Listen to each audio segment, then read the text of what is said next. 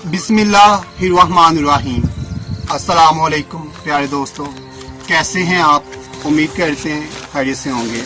आज आपके लिए लेकर आए हैं जहरिश की कहानी का दूसरा हिस्सा। तो आए हम कहानी की तरफ बढ़ते हैं। जहरिश मेरी भी बेटी जैसी है। वो मेरे देवर के बेटे के साथ घूम फिर रही है और चक्कर चला रही है। आपको पहले ही ये बता रही हूँ, फिर ना कहना। और दूसरा ये कि हमारे खानदान में बरादरी से बाहर शादी नहीं करते, और आप ये बात जहरिश को भी समझा दें और जल्दी से अच्छा रिश्ता ढूंढकर आप जहरिश की शादी कर दें। जहरिश पर तो आसमान ही टूट गया। जहरिश पर हर तरफ से पाबंदी थी।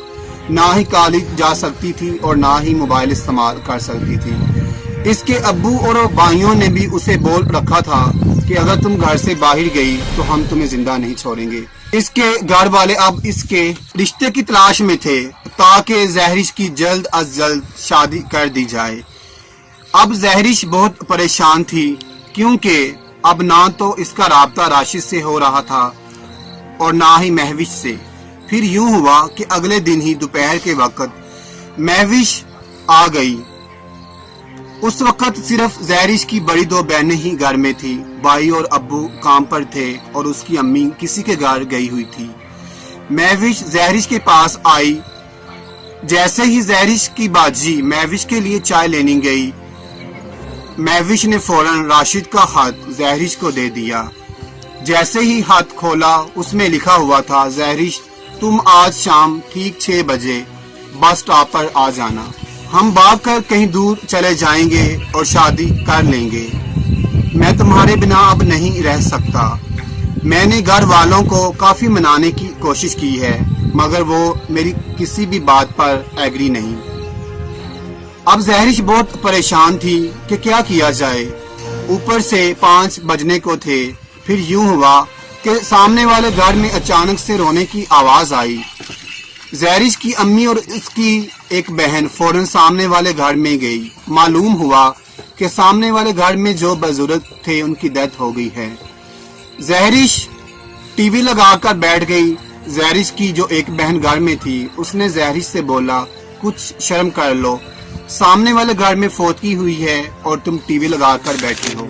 जहरिश की बहन बोलने लगी कि तुम भी ऐसा करो, वहां चली जाओ, जाकर यासीन वगैरह पढ़ो। अब मौका अच्छा था, टाइम भी 5:30 हो चुके थे। जहरिश जल्दी से उठी और अंदर से बड़ी चादर अपने ऊपर ओढ़ी और मुंह को डांपते हुए बस स्टॉप पर जा पहुंची। जहरिश के भाई और अब्बू चूंकि 8 बजे घर आते थे, इसलिए जहरिश बेखौफ घर से निकल गई। जैसे ही जहरिश बस स्टॉप पर पहुंची तो राशिद पहले ही वहां मौजूद था। वहां से राशिद जहरिश को लेकर कहीं दूर अपने दोस्त के घर ले गया। वहां जाते ही इन दोनों का निकाह हो गया। राशिद के दोस्त के घर वालों ने जहरिश के साथ काफी अच्छा बर्ताव किया। राशिद अपने दोस्त के साथ काम पे जाने लगा।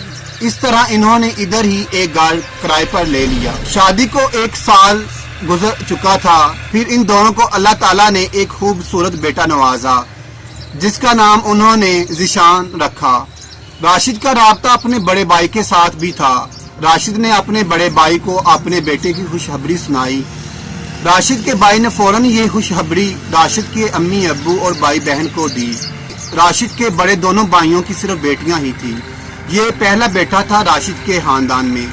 राशिद के अम्मी और अब्बू उसके भाई से बोलने लगे कि तुम उसे फोन करो और बोलो कि हमने तुम्हें माफ कर दिया है, तुम जहरिश और ज़ीशान को लेकर फौरन घर आ जाओ। राशिद को जब उसके भाई ने ये बताया तो राशिद और जहरिश खुशी से झूम उठे। जहरिश अपने ससुराल चली गई। जब जहरिश ससुराल पहुंची तो राशिद के घर वालों ने राशिद और ज़ीशान के साथ बहुत अच्छा बर्ताव किया, मगर जहरिश को सब ने नजरअंदाज कर दिया। वो इन लोगों में यूं थी जैसे कोई अजनबी हो। सिर्फ महविश की बाजी, जो जहरिश की जिठानी भी लगती थी, उसने जहरिश के साथ बहुत अच्छा बर्ताव किया। फिर जहरिश को एक कमरा दे दिया गया। राशिद के अब्बू एक बिजनेसमैन थे। राशिद के दोनों भाई अपने अब्बू के साथ काम करते थे। राशिद की अम्मी यानी जहरिश की सास ने घर के सारे काम जहरिश के जिम्मे लगा दिए और ज़ीशान सारा दिन अपनी दादी के पास रहता था اور زہرش کی ساس کوشش کرتی کہ ذیشان اپنی ماں زہرش کے پاس نہ جائے۔ راشد سارا دن اپنے دوستوں کے ساتھ گھومتا رہتا اور جب گھر آتا تو ٹی وی لگا کر بیٹھ جاتا۔ زہرش کافی دفعہ راشد کو بول چکی تھی کہ اب ان کی بھی ایک فیملی ہے، لہٰذا تو آپ کو بھی چاہیے کہ آپ اپنے بھائیوں کے ساتھ کام پر جایا کریں۔ اگر راشد زہرش کی بات کو نظر انداز کر دیتا اور راشد اب رات دیر سے گھر آنے لگا۔ زہرش سارا دن گھر کے کام کرتی رہتی اور ذیشان کو بھی اس سے دور رکھا جاتا۔ اب راشد بھی زہرش کے ساتھ سب گھر والوں کے سامنے ایسا برتاؤ کرتا جیسے کہ اس نے زہرش کے ساتھ شادی کر کے غلطی کی ہے۔ زہرش کی ساس اسے بہت ہی ذلیل کرنے لگی اور نہ ہی اپنی بیٹیوں کو زہرش کے پاس جانے دیتی اور اپنی بیٹیوں کو کہتی یہ زہرش آوارہ بد چلن اور بے حیا لڑکی ہے، اس کے پاس مت جانا، کہیں تمہیں بھی بگاڑ نہ دے۔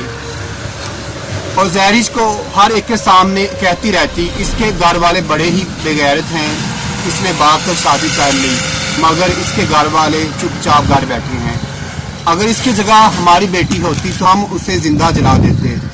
زہرش اب خاموشی سے ساری باتیں سنتی رہتی اور آنسو بہاتی رہتی۔ راشد کے بڑے بھائی زہرش کو گندی نظروں سے دیکھتے تھے اور راشد کی غیر موجودگی میں اس سے بدتمیزی کرنے کی کوشش کرتے تھے۔ اب جب زہرش راشد کو یہ ساری باتیں بتاتی تو راشد اسے کہتا میرے ساتھ یہ فضول بکواس نہ کیا کرو اور اگر تم نے دوبارہ ایسی باتیں کی تو تمہارے ساتھ اچھا نہیں ہوگا۔ ایک دن زہرش کی ساس نے راشد کے بھائیوں کے ساتھ مل کر پلان بنایا۔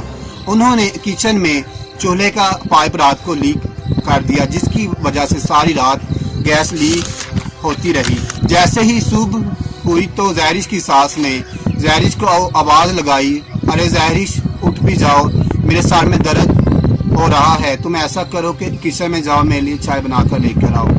جیسے ہی زہرش بیچاری کچن میں پہنچی تو دیوار کے ایک سوراخ میں سے ماچس کی ایک تیلی جلا کر پھینک دی گئی۔ جیسے ہی ماچس کی تیلی پھینکی گئی تو پورے کچن میں آگ لگ گئی جس کی وجہ سے زہرش کا سارا بدن جل گیا اور زہرش بیچاری چیختی رہی مگر کوئی بھی اسے بچانے نہ آیا۔ سب نے اس کی آواز کو سونی انسونی کر دیا۔ جیسے ہی اس کی آواز راشد کے کان میں پہنچی تو فوراً اٹھا، اس کے پیچھے ہی سارے گھر والے بھاگ گئے۔ اب راشد وہاں پر پہنچا تو کیا دیکھتا ہے کہ زہرش بیچاری مکمل طور پر جل چکی ہے۔